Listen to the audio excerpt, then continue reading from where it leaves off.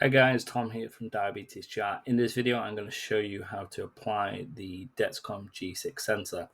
As you can see on my phone, it's come up with a message to say that the sensor has expired, so it's time to put on the new sensor.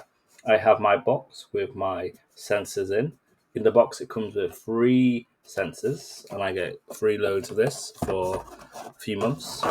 And you will see the applicator there to put on. So some information about it. So you will take off the seal, and you'll take out the applicator. When you do so, you get the applicator, and you will then take it out, and you will take off the orange clip, and you will peel off these little pieces of paper. So 1 and 2. There's a little code there that we'll need later on to put in our phone. So do not lose that, because you'll have to put that later on. Now you need to choose where you're going to put the sensor. So follow the guidelines of the Dexcom G6 to see where it's suitable to put it. So I'm going to choose my arm, and all you're going to do is find where you want to put it. You're going to place it down, and then you're going to press down on this orange button, and that will insert the sensor into your arm. I'm going to put it around there. So like I see, it's in place, and all I have to do now is press down on the orange button. Are you ready? 3, 2, 1. There we go. So take off the applicator, and you'll be left with your sensor. So you just want to make sure that it's all rubbed down. Simple like that, a couple of times around. And then you want to get your G6 transmitter.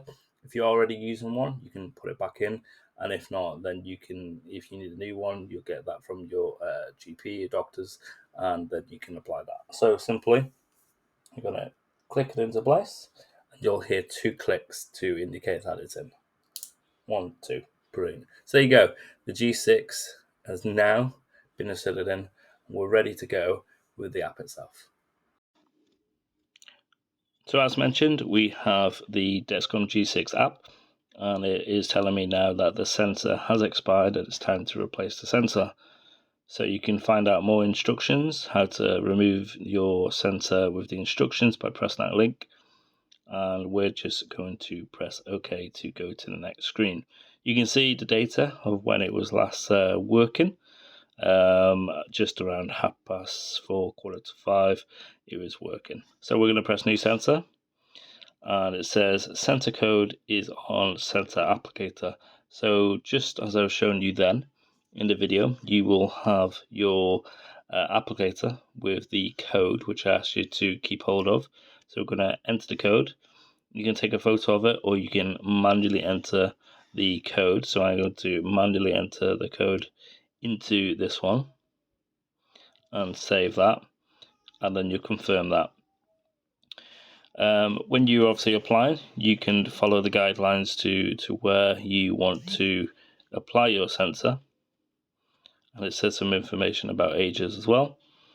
Talks about the things that you can do. So obviously you can use the alcohol wipe to clean your arm, and remember to keep the code. You can wash your hands, clean your sensor tight with the wipe. It showed you in the video that I did peeling off the back ends. You can then place the applicator on your skin like I showed you, and press the insert sensor button. Remove the applicator, take out the transmitter from the box, or if you're already using it, insert it, wait for the double click, rub around like I did 3 times. So that's all information I showed you in the demo video. I'm going to press next, and then simply we're going to press start sensor. It says that the warm-up period has been successful, and it will take up to 2 hours for the Dexcom G6. So obviously in this time there are no alarms, no alerts, and no blood glucose readings. So I would recommend, and your diabetes team would recommend, in the meantime to to finger prick, or to choose the right times to apply your sensors, so that you are not about to, just say for example, go drive or go to bed. Choose the right suitable time for you to change the sensor, and use alternative ways to check your blood glucose in the meantime. So we'll see you back in just under 1 hour and 58 minutes to see the sensor has been successful, and we have our readings back. So let's look through the G6 app while we are waiting for the sensor to warm up. So you can share your data with your follower. So you can add a follower and put in their information, their name and email address, and that will send a notification to them so that they can see and follow your Dexcom G6. Here's a quick guide for the Followers app. Once you put in the information, the email address, you'll get a notification, an email sent to that person. It will tell you to download the app, whether it's Apple Store or Google Play. So once you've downloaded that, you'll open up your app, and then you can then go through the system setups and notifications. And then once you've done that, click on the Start Following. Once you've clicked on Start Following, you'll be taken to this page where you can accept the invitation and start following that person. So here it is. This is the Follow app, and it shows who the person is with diabetes and their reading, their current reading as 4 minutes ago. And this is a great app for parents, carers, or other people to have, so that they can follow and support that person with diabetes. Back on the G6 app, you can also go to the settings toggle, the top right, and on here you'll see some more information about the Dexcom G6 sensor, when you inserted it, and when it expires. This will update when the new sensor has warmed up. Transmitter information, and then there are other things such as the support, about, and account and contact details as well. You can also go to the alerts page, where it gives you information about the different alarms and alerts. So urgent low, the low high, and also the rise rate, fall rate, signal loss, and no readings.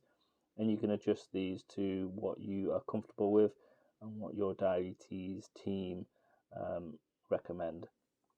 So right now I've got the high alert off, so I might turn it on, and I might ask for it to notify me alarm when I hit a reading of 19, for example. And you can set the repeat for every hour, 2 hours, 3 hours, etc.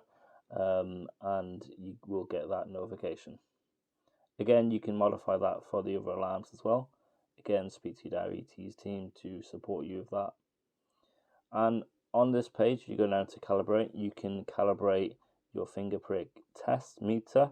So you can type in the reading that you get from your finger prick. So obviously steps there: wash and dry your hands, take your finger prick stick with your meter, and then promptly enter the exact value from your meter. So if I did a finger prick test, say it was 7, I would put that in, and that would calibrate with the app itself, and hopefully be more aligned to the readings that it should be if you felt that the readings were way off for whatever reason. So there we go. Once the sensor has successfully warmed up, you will see your data, and you will get a message to inform you that it has warmed up. And you can check out the app further by adding some event details should you wish to. And you can select information to do with your fast-acting or long-acting insulins, carb information, exercise, or health. So for instance, if we looked at our fast-acting, you can put in the amount that you have taken and the time you have taken it. Again, the same for your long-acting. And if you were adding information about your carbs, you can put the amount of carbs that you had at the time. If you were doing some exercise, you can put the intensity of the exercise, the start and the duration of the exercise. And finally, health information. You might put some information about if you were feeling ill or stressed, or feeling high or low, or other things, including alcohol.